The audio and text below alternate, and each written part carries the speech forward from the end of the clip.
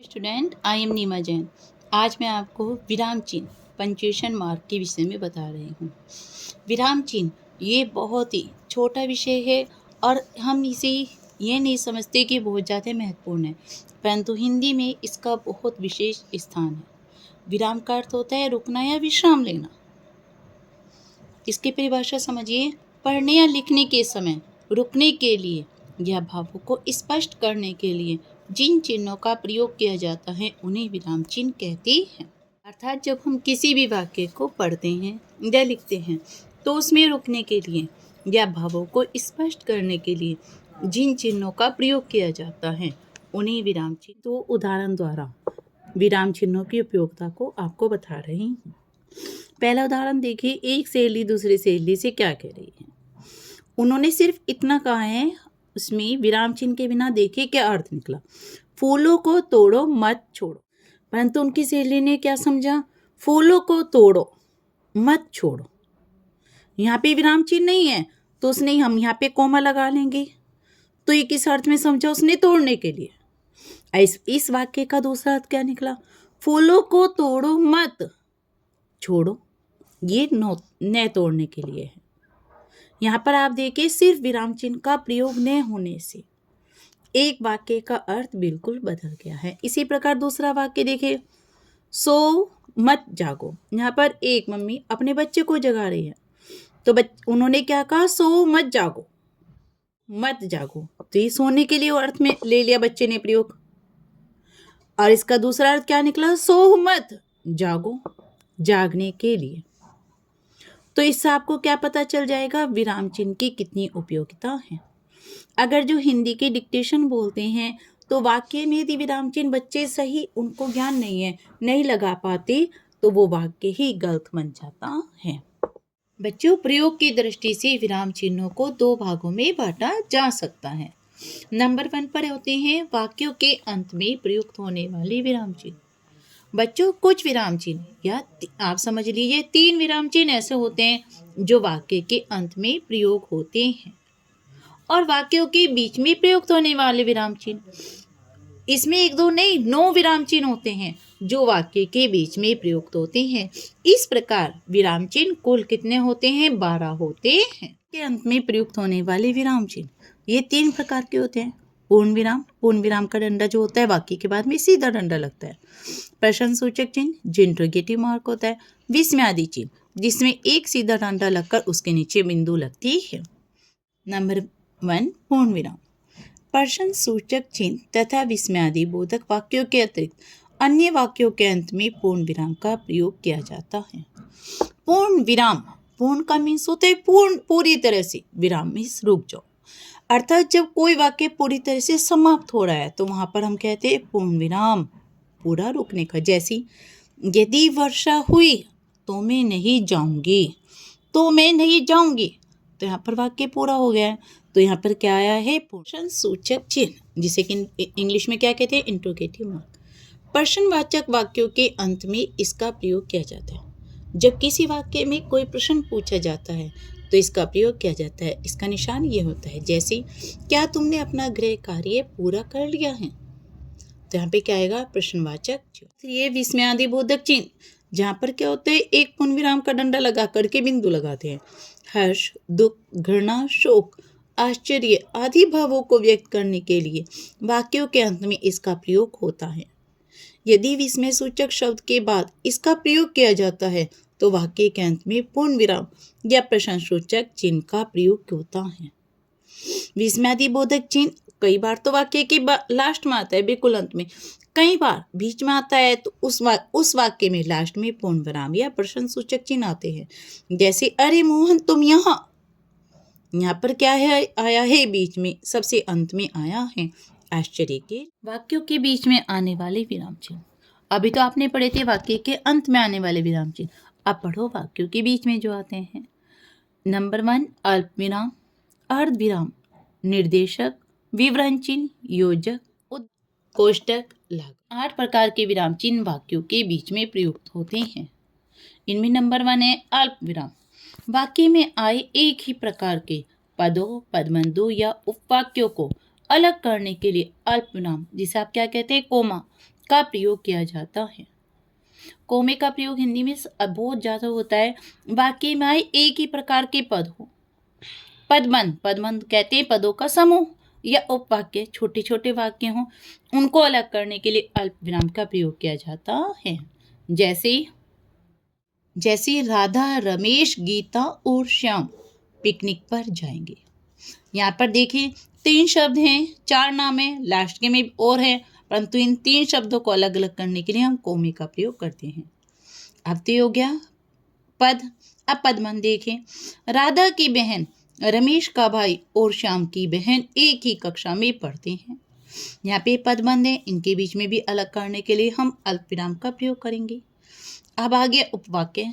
वह स्कूल से लौटा, थोड़ा आराम किया और खाना खाकर सो गया। वह स्कूल से लौटा, ये छोटा वाक्य है, और थोड़ा आराम किया इसके बाद और आ गया। तो इन 2 वाक्यों को अलग अलग दिखाने के लिए हम अल्प विराम का प्रयोग। बच्चों इसमें अर्धविराम, अर्धविराम का क्या होता है? ऊपर एक बिंदु होती है, नीचे एक कोमा होता है। कई बार कई बच्चे सोचते हैं कि दोनों जगह बिंदु होती है, दोनों जगह बिंदु नहीं होगी, ऊपर बिंदु होती है, नीचे कोमा होता है। वाक्य में जहाँ अल्प विराम से अधिक और पूर्ण विराम से कम रुकना होता है, वहाँ अर्धविराम का प्रयोग। बच्चों अर्धविराम का प्रयोग वहाँ पर होता है जहाँ अल्प विराम से तो अधिक बात कहनी हो और पूर्ण विराम से कम रुकना होता है। जैसे पर्यावरण हमारा रक्षा कवच है, ओ प्रकृति ने हमें यह दिया है। ये देखिए ऐसा लग रहा है ये एक वाक्य पूरा होने का है, परंतु ऐसा लग रहा है कि बहुत थोड़ा सा अधूरापन है। प्रकृति ने हमें यह दिया है, यहाँ पर पूरा है। हम इसे अल्प विराम में भी नहीं लगा सकते, तो हम इसे करेंगे अर्धविराम। अर्धविराम वाक्य में जहाँ अल्प विराम से अधिक और पूर्ण विराम से कम रुकना होता है, वहाँ अर्धविराम का प्रयोग होता है। अर्थात इसका ये समझ लीजिए जहाँ पर ऐसा लगे वाक्य पूरा होने में कुछ ही कमी वाक्य। अल्प विराम में तो हमें लगता है कि छोटे टॉपिक हैं, परंतु यहाँ पे ऐसा लगता है कि वाक्य पूरा होने में थोड़ा सा कम है, तो वहाँ पर अर्धविराम लगता है। अर्धविराम का चिन्ह का विशेष ध्यान रखना, जहाँ पर कोमा अल्प विराम का चिन्ह के ऊपर एक बिंदु हो। कभी आप दोनों जगह बिंदु लगा दो, वो नहीं है अर्धविराम का चिन्ह, कोमा और उसके ऊपर बिंदु है। इसका उदाहरण देखें। पर्यावरण हमारा रक्षा कवच है, प्रकृति ने हमें यह दिया है। बच्चों को जो हम नॉर्मल वे में पढ़ते हैं तो पर्यावरण हमारा रक्षा कवच है, हम कहेंगे तो पूरा वाक्य है, परंतु जब हम ये पढ़ रहे हैं प्रकृति ने हमें यह दिया है, तो हमें लग रहा है कि इसका उपवाक्य है, परंतु इसमें अपने पूर्ण वाक्य की सामर्थ्य है, तो इसमें इसलिए अर्धविराम का चिन्ह लगे। इसमें निर्देशक, निर्देशक चिन्ह क्या होता है? किसी के कथन से पहले और उदाहरण देने के लिए निर्देशक चिन्ह का प्रयोग किया जाता है। अर्थात किसी का कथन उससे पहले और जब हम कोई उदाहरण दे रहे हैं तो उससे पहले निर्देशक चिन्ह का प्रयोग किया जाता है। विकास ने कहा मेरी खिड़की भी खोल दो, तो यहाँ पर विकास ने कहा, ये अपनी बात कह रहा है, तो यहाँ पर हो गया निर्देशक चिन्ह। नंबर 4 विवरण चिन्ह। विवरण चिन्ह कहते हैं जब हम किसी को बात को स्पष्ट कर रहे हैं, इसमें लगते हैं 2 बिंदु के बाद एक डैश। जब किसी बात का उदाहरण या विवरण अगली पंक्ति में देना हो तब विवरण चिन्ह का प्रयोग किया जाता है। हम किसी बात को उदाहरण या विवरण उसका डिटेल में वर्णन अगली नेक्स्ट लाइन में अगली पंक्ति में दे रहे हैं, तब विवरण चिन्ह का प्रयोग होता है। जैसे अच्छे विद्यार्थियों में ये गुण होने चाहिए। निबंध वगैरह में विवरण चिन्ह ज्यादा आते हैं, यहाँ पर क्या बताएं? अच्छे विद्यार्थियों में ये गुण होने चाहिए। अब इसके बाद नंबर 1 2 करके इनके गुण दिए। नंबर 5 योजक। योजक चिन्ह होता है बच्चों छोटा डैश। समानार्थी निर्देशक चिन्ह है, उसमें बड़ा आता है, इसमें छोटा।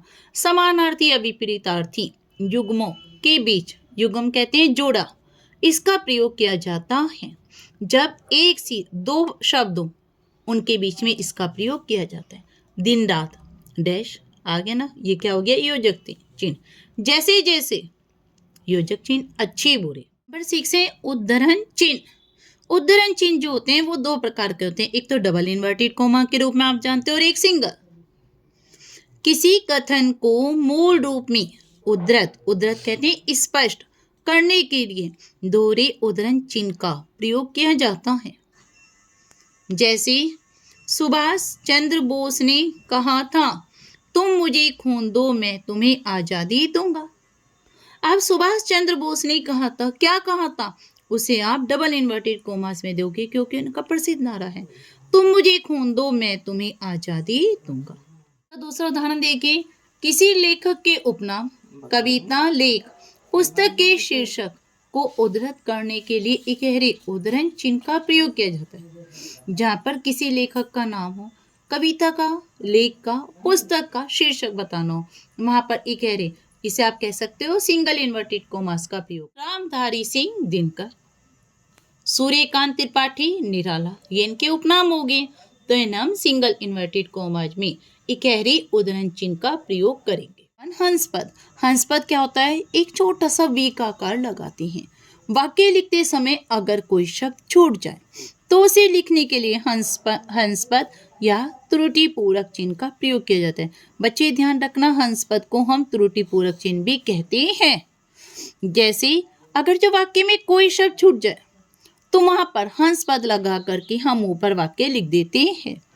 आजकल चारों भ्रष्टाचार व्याप्त है, यहाँ पर हम और भूल गए तो हम क्या करेंगे, यहाँ पर हंसपद या त्रुटिपूरक चिन्ह लगाकर ऊपर 8 कोष्टक जो ब्रैकेट बोलते हैं।